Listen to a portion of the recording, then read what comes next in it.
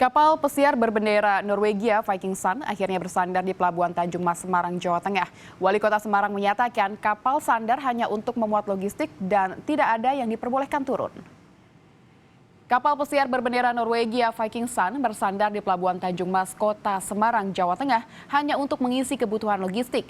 Para penumpang kapal yang sebelumnya berlayar dari Darwin, Australia, tidak diizinkan turun karena ada penumpang kapal yang berasal dari Australia, negara yang telah terdapat kasus COVID-19.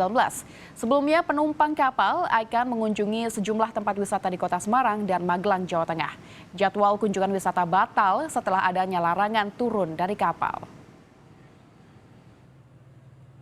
Menjaga supaya warga Semarang ini terlindungi, kami putuskan dari sebuah forum rapat itu dengan para stakeholder Kota Semarang, kami menolak kapal Viking Sun ini untuk bersandar di Kota Semarang.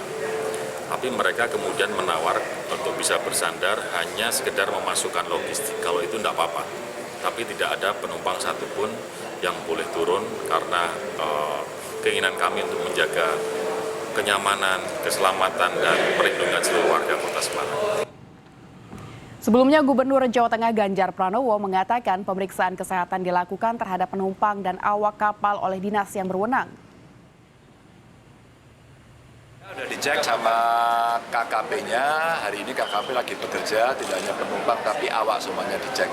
Hasilnya mudah-mudahan hari ini ada dan saya minta untuk segera diserahkan kepada Pak Wali Kota agar nanti dilapatkan oleh Wali Kota sehingga bisa diambil keputusan. Mudah-mudahan wisatawannya yang tadi diperiksa sehat.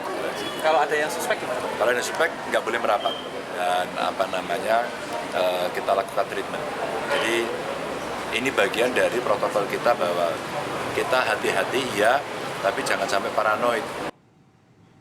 Sebelumnya, kapal pesiar Viking Sun berangkat dari Darwin, Australia dan melintasi beberapa daerah. Sebelum ke Semarang, kapal ini hendak bersandar di Surabaya setelah dari Labuan Bajo. Namun, Wali Kota Surabaya Tri Risma hari ini telah memberikan instruksi kepada jajarannya agar tidak ada satu orang pun yang boleh turun kapal saat bersandar untuk mengantisipasi penyebaran virus corona. Mereka akan berkunjung di Labuan Bajo.